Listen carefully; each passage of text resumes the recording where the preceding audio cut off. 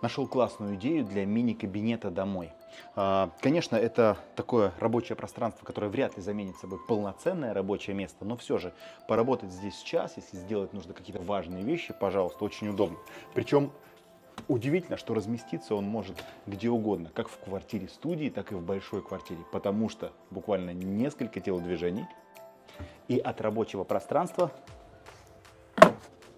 не остается никакого следа. Если вы заметили, я в спальне,